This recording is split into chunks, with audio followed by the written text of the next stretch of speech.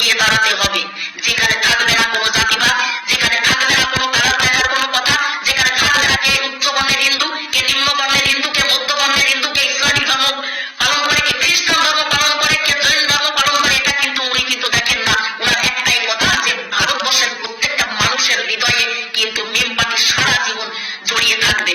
আর এমনই ভালোবাসা মিম পার্টি পেয়েছে যে ভালোবাসার কোনো এক্সপায়ার ডেট নেই। अस्सलामु अलैकुम वरहमतुल्लाहि वबरकातुहू। आप देख रहे हैं न्यूज स्पीक, मैं आपका भाई आरिफ रहमान। आप हमारे चैनल पर पहली बार आए हैं तो चैनल को सब्सक्राइब कर लें, बेल आइकन ऑल पर क्लिक करके लाइक शेयर कमेंट भी जरूर कर दें, और ताकि हमारी हर वीडियो सबसे पहले आपको मिल जाया करे। तो चलते हैं खबरों की तरफ। जो पूरे भारत में इस वक्त ऑल इंडिया मजलिस इत्तेहादुल मुस्लिमीन एक बहुत बड़ी पार्टी के स्तर पर उभर कर सामने आ रहा है। इस वक्त गुजरात में भी चुनाव लड़ रहे हैं और अनकरीब वहाँ इलेक्शन वोटदान बहुत जल्द होने वाला है, और अच्छी हवा है और अच्छा माहौल है गुजरात में। मीम पार्टी इंशाल्लाह जीत कर जरूर आएगी। जहाँ पर गुजरात में मीम ने वहाँ 21 कैंडिडेट उतारे हैं, और अल्लाह ने चाहा तो इंशाल्लाह सब के सब कामयाब होंगे। और ऐसी स्थिति में इस वक्त बंगाल में भी चुनाव होने हैं, और बड़ी खुशखबरी की जो बात आ रही है मध्य प्रदेश से, कि मध्य प्रदेश में इस वक्त ऑल इंडिया मजलिस इत्तेहादुल मुस्लिमीन के थ्रू वहाँ पर मुस्लिम बहुल इलाकों में 12 वार्ड पर मजलिस अपना चिकित्सा के लिए, जैसे कि दिल्ली में आप जानते होंगे कि मोहल्ला क्लिनिक खोला गया, उसी के तर्ज पर मजलिस अपना क्लिनिक खोलेगी और वहाँ पर लोगों का फ्री इलाज किया जाएगा। महंगे से महंगे इलाज का वहाँ पर इलाज होगा, और हर सहूलत जो भी मुमकिन होगा उसको मुहैया कराया जाएगा, और इसका खर्च और उसका बंदोबस्त ऑल इंडिया मजलिस इत्तेहादुल मुस्लिमीन के थ्रू से होगा। और मध्य प्रदेश वालों के लिए खुशखबरी यही नहीं रुकती, बड़ी खुशखबरी जो आ रही है और घोषणा भी किया जा चुका है, मजलिस इत्तेहादुल मुस्लिमीन मध्य प्रदेश में अपना हॉस्पिटल कायम करेगी, जिसमें एक साथ 212 बेडों पर 212 बेड में मरीजों का इलाज किया जाएगा, 212 बेड का बंदोबस्त होगा। तो इस वक्त मध्य प्रदेश वालों के लिए बल्ले बल्ले है, क्योंकि वहां पर मजलिस बहुत जोर शोर के साथ और अपनी पूरी ताकत से पार्षद चुनाव को लड़ेगी, और वहां पर इंशाअल्लाह अगर कामयाबी मिलती है तो मजलिस अपने काम को और भी आगे बढ़ाएगी, और मुसलमानों को और पिछड़ी जाति आदिवासी अन्य जातियों के लोगों को भी राहत मिलेगी। तो इस वक्त ऑल इंडिया मजलिस इत्तेहादुल मुस्लिमीन के लीडर बैरिस्टर असदुद्दीन ओवैसी 23 फरवरी को गुजरात होकर 25 तारीख को कोलकाता के मटिया बुरुज करबला में आ रहे हैं। ये मजलिस वालों की बड़ी खुशखबरी है, और जो लोग इस अन्य पार्टियों के लोग गलत अफवाह फैला रहे हैं कि पश्चिम बंगाल में ओवैसी पर बैन लगा दिया गया, ये गलत है। और रोकने के लिए इस वक्त पूरे हिंदुस्तान में कोई भी कहीं से भी इलेक्शन लड़ सकता है, ये हमारा मौलिक अधिकार है, कोई उसको रोक नहीं सकता। तो ऐसी स्थिति में वो गलत अफवाह न सुने, और 25 तारीख को दिन के 2 बजे कोलकाता के मटिया बुरुज करबला में आ रहे हैं 2 बजे। इसलिए मजलिस वाले जो जाना चाहे वह जा सकते हैं, आप इसी का स्वागत कर सकते हैं, और उनके भाषण का और उनके संवेदन को आप सुन सकते हैं।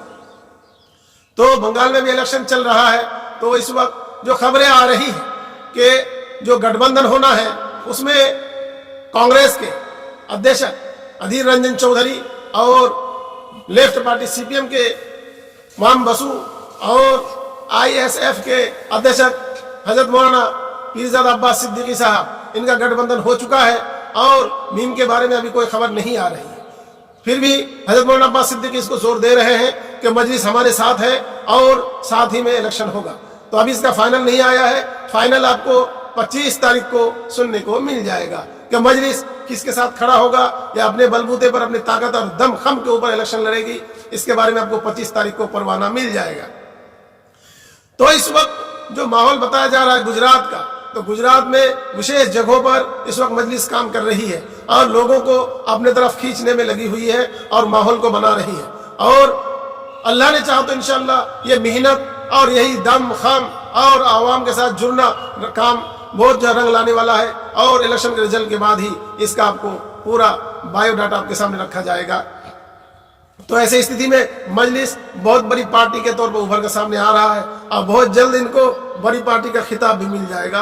और पूरे भारत में जहां पर भी इलेक्शन होगा, इलेक्शन लड़ेगी, और अन्य पार्टियों की और जाली पार्टियां जो जमहूरियत के नाम पर मुसलमानों को ठग दिया रही है और अपने बाप का जागीर समझ रही है मुसलमानों की वोट को, उनको उनके मुंह पर तमाचा मारा जाएगा और मजलिस वहां पर एंट्री करके अपने मुसलमानों की हक की आवाज बनकर खड़ा होगा। तो इस वक्त मजलिस बड़ी पार्टी बनकर उभर के सामने आ रही है। अभी अभी की जो नई खबर आ रही है ये पश्चिम बंगाल से है। पश्चिम बंगाल तृणमूल कांग्रेस के लीडर अभिषेक बनर्जी ने गृह मंत्री अमित शाह पर मानहानि का केस ठोका और विशेष अदालत के न्यायाधीश ने अमित शाह को 22 फरवरी को हाजिर होने की आदेश जारी कर दिया। तो मामला क्या है? मामला यह है कि तृणमूल कांग्रेस के लीडर अभिषेक बनर्जी ने गृह मंत्री अमित शाह पर जो केस ठोका है, मानहानि का केस है। 11 अगस्त 2018 को उन्होंने उनके जाति और उनके इस पर आपत्तिजनक टिप्पणी की थी, जिसके कारण उन पर इस वक्त जो मानहानि का केस दर्ज किया गया है। और इसको देखते हुए विशेष अदालत के न्यायाधीश ने अमित शाह को हाजिर होने का आदेश जारी कर दिया है, या फिर किसी वकील के जरिए आप हाजिर हो सकते हैं और ये अनिवार्य है, हाजिर होना पड़ेगा वरना फिर कार्रवाई होने की संभावना है। और इस वक्त बहुत जल्द बंगाल में मीम का खेमा मजबूत होगा और मीम को बड़ी कामयाबी मिलेगी। सिर्फ अभी जो है तारीखों का ऐलान हो जाए और मीम कहां कहां पर इलेक्शन लड़ेगी इसका भी अभी जो है ब्यौरा सामने नहीं आया है। ये भी सामने आते ही उसका भी हल निकाला जाएगा। और मुसलमानों से हमारी विशेषकर आवेदन है, गुजारिश है मुसलमानों से हमारी, कि आप कब तक दूसरों की गुलामी करोगे, कब तक दूसरों को वोट देकर उनकी गुलामी करोगे, उनके लिए फर्श कब तक बिछाओगे, कब तक झाड़ू लगाओगे, कब तक झंडा पकड़ के उसके पीछे पीछे चलते रहोगे और कब तक उनके पीछे पीछे चलते हुए अपने आप को खत्म करोगे। मेरे भाइयों मुसलमानों जागो, अभी जागने का वक्त आ गया है। काफी दिन तुम लोग गफलत में रहे। मुसलमानों जागो, तुम्हारी नौकरी हैसियत खत्म कर दी जा रही है। जहां पर मुसलमानों की 1% इस वक्त नौकरी में पुलिस, स्कूल और दीगर जगहों में 1% है और बाकी अन्य जातियां काबिज है। मेरे भाइयों जागो, और हैसियत है तो दूसरों की वोट लेकर सांसद बनो, विधानसभा जाओ, विधायक बनो, सांसद बनो। मेरे भाइयों मुसलमानों की आवाज बनो और हक के लिए लड़ो। कब तक गुलामी करोगे?